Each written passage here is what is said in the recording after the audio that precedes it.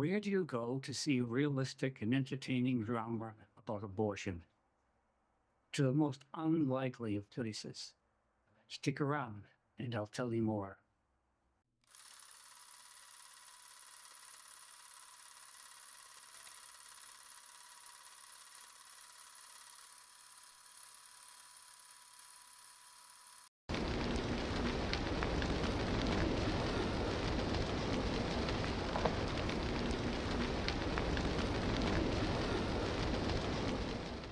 In part one, I talked about how one mainstream movie, Juno, didn't directly confront the abortion issue, but danced around it through clever diversions, offbeat comedy. And she was like, oh, hi, babies have fingernails. Fingernails. That's gruesome. Do you think the baby could all, like, scratch your vag on the way out? A quirky soundtrack. I was a flower growing wild and free. All I'd want is you to be my sweet honeybee. And if I was a tree growing tall and green, all I'd want is you to... And bizarre characters. My boyfriend uses them every time we have intercourse. They make his junk smell like pie. Apart from a handful of progressive indies, most movies avoid abortion entirely, and even contraception. When was the last time you saw a male character rip open a condom packet? So what's that unlikely place I just mentioned? TV. But watch out. Not all of it hits the target. 2 episodes in season 6 of Showtime's Shameless, episode 2, Abortion Rules, and episode 6, NSFW, Not Safe for Work, do confront abortion head on. But the way they handle it is not what you'd expect. It's complex, nuanced even. Shameless aired from 2011 to 2021. It depicts the hard-scrabble, dysfunctional family of Frank Gallagher, an alcoholic father of 6. Most times he's either drunk or hustling money, so his kids learn to take care of themselves. Young matriarch Fiona runs the family, even though only in her early 20s. In the 6th season, Fiona's 16-year-old sister, Debbie, gets pregnant, creating a rift in the family. While other characters disagree or flat out avoid her decision, Fiona doesn't. She and her sister, Debbie, have one doozy of a fight. Fiona tries to persuade Debbie to take action, her kind of action. So, hey, Debbie? Yeah, I just called the clinic. so? I made an appointment for you for Friday for an abortion. They want us there this afternoon for your pre-screening. I'll pick you up after school. Not part of my plan. But now that Derek's gone, He's coming back. His parents are assholes. Did you talk to him? We love each other. Debs, come on, you're 15. Yeah? Please, you're always bragging about how you had to raise us when you were 16. Bragging? It was forced on me. I didn't have a choice. You have a choice. Yeah, and I choose to have a baby. You have your whole life ahead of you. And I don't have my whole life ahead of me if I have a baby? You can have a baby when you're older and finished high school and college and gotten a job. All right, so I should just stop being pregnant then. Yes. I'm not killing my baby. It's not a baby, it's a few cells. Does this look like a few cells?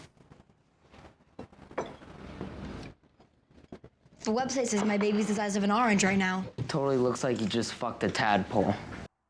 Fiona then tries to enlist her brother Ian, whom she supervises at a local bar. Ian's response, not encouraging. Well, good. Did you tell her that you can't have a baby? No, Why not? it's not my business. Of course it is. We can't afford another kid. More water on 23 and a couple forks of 15, Ian? You got it. She's gonna ruin her life. You don't know that. We need to be a united family front, Ian. Can't tell somebody what to do with their body, Fiona. Fiona is blindsided. Ian isn't at all liberal about this issue and even seems hostile about her interfering with Debbie's choice. Now desperate, Fiona asks her friend Veronica, V, what would happen if she can't persuade Debbie to get an abortion. What if I can't make her get an abortion, V?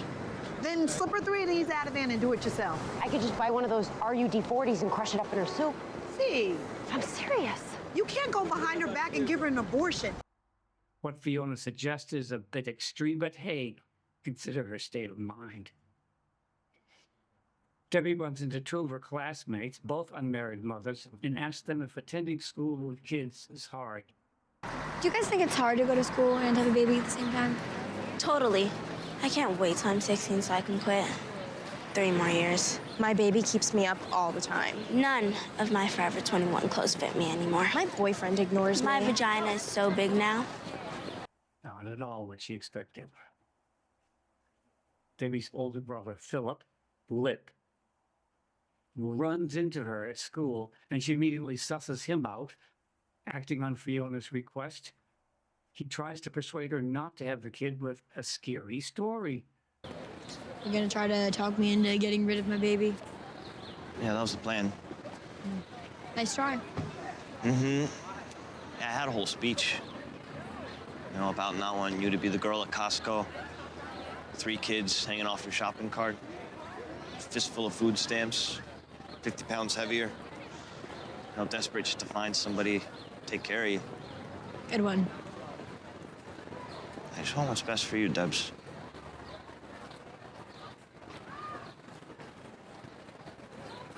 Well, looks like you borrowed the car for nothing. Not scary enough, apparently. They don't well handle scene as another Fiona tactic fails. In fact, Debbie digs herself in even deeper. Even Debbie's pretend I'm a mother scheme goes splat. She tries to prove to her more sensible sister that she can handle lugging a baby to class. She'll just carry a baby-weighted bag of flour with her all day. But she gets rattled on the train. Shit, that's my stop. No! My baby's on the train! My flower baby's Desiree!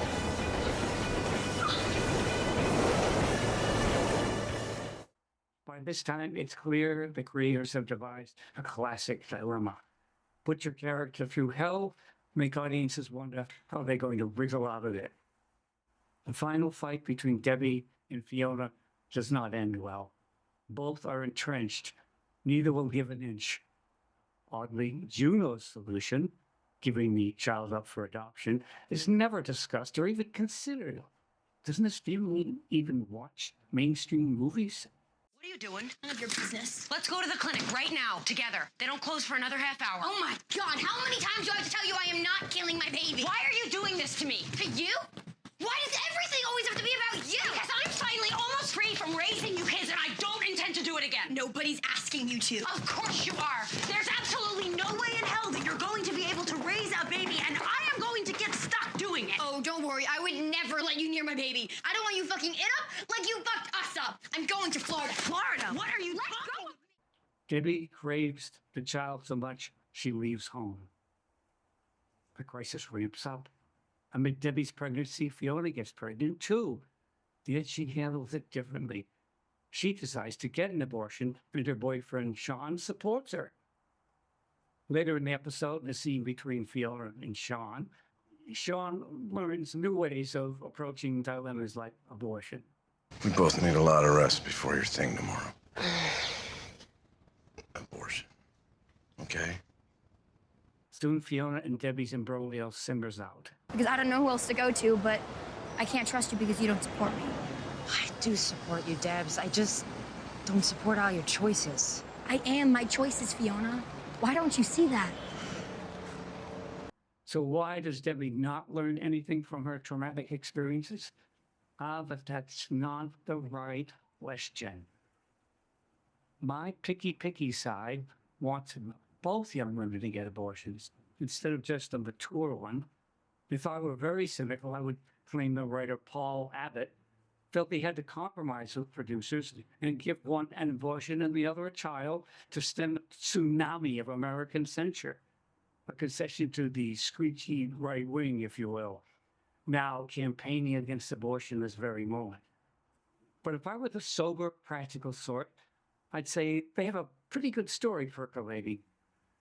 The liberal sister gets the abortion, and the one who most needs one has the child. Debbie then has to deal with her, highly questionable decision. She may not have learned much, but how about the audience? Did they learn? I think, how can they not? They've just gotten a fetid noseful of the reality of teen motherhood. If they're watching closely, they should feel the disruption, the poverty, and the sapping of Debbie's youth. It's one of the show's best seasons. But don't take my word for how excellent these episodes are. Watch them yourself and leave your comments below. Thanks for watching.